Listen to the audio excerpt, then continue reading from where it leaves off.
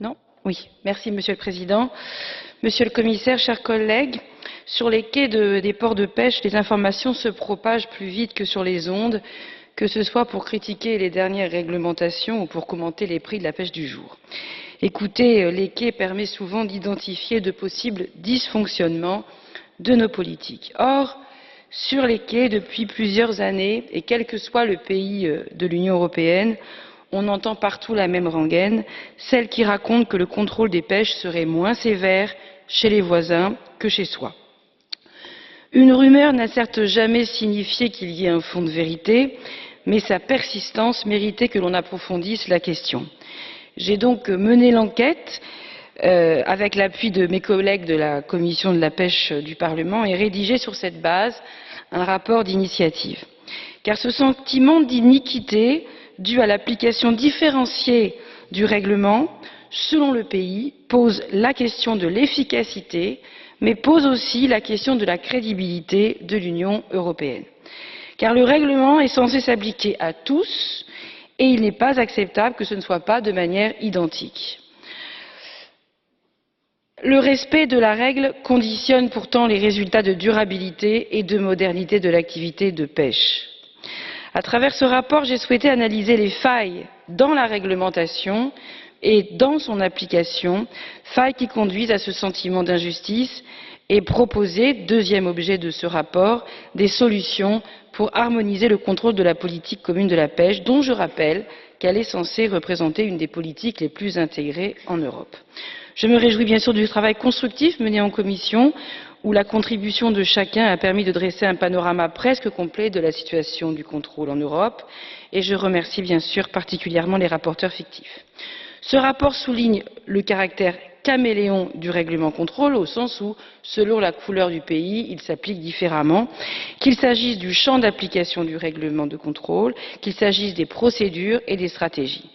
Ce rapport révèle également que chaque État membre met en place ses propres référentiels de formation des contrôleurs, que les formations des pêcheurs sont disparates, qu'elles ne sont pas d'ailleurs toujours existantes en matière de contrôle. Le mandat trop limité de l'agence de contrôle des pêches, dont le rôle principal devrait être justement d'harmoniser les pratiques, est aussi mis en lumière. Il apparaît donc pertinent de créer une formation européenne des contrôleurs et d'élaborer un référentiel unique en matière de contrôle.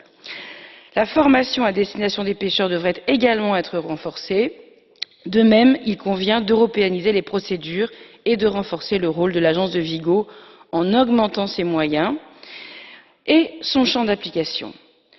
Il me semble également urgent que les procédures de contrôle soient transparentes et standardisées et que les différents corps de contrôle se coordonnent au sein d'une même zone géographique. Mais le dysfonctionnement le plus grave, c'est celui qui permet aux États membres de transposer différemment la réglementation du fait d'un grand nombre de dispositions facultatives à l'intérieur même du règlement contrôle, ainsi que l'inapplicabilité de certaines d'entre elles, ce qui peut mener à une interprétation subjective des contrôleurs. Il sera donc incontournable de supprimer les mentions facultatives, de clarifier mais aussi de simplifier la législation communautaire existante à travers la prochaine révision du règlement contrôle. Les procédures juridictionnelles et les sanctions sont elles aussi différentes à travers l'Union. Pour une même infraction, la sanction peut être de nature administrative ou pénale. Il apparaît légitime de mettre en œuvre à l'avenir un règlement où la même sanction soit appliquée pour la même infraction et que les mesures incitatives soient introduites. Par ailleurs, les instruments, outils et moyens financiers utilisés pour réaliser les contrôles varient eux aussi d'un État membre à l'autre. Et d'ailleurs, le plus urgent, d'après les contrôleurs que nous avons entendus de tous les pays, le plus urgent concerne les données et la compatibilité des instruments. Les bases de données utilisées par les États membres ne font pas toujours l'objet d'un partage, pourtant indispensable à l'évaluation des risques et à la stratégie de contrôle. Je termine, Monsieur le Président, avec votre autorisation. Je terminerai sur la question de la plaisance qui sera mise au test durant les votes de cette semaine.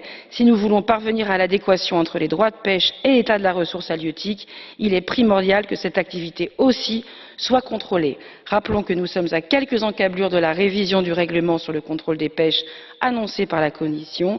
Je ne doute pas que les préconisations adoptées par le Parlement seront prises en compte dans la future proposition. Merci et pardonnez-moi.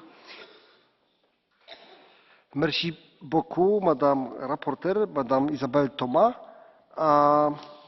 Now is the time for catch the eye procedure. First, Mr. Sean Kelly. Take the floor, please. Mr. President, I must say I learned an awful lot from listening to Rapporteur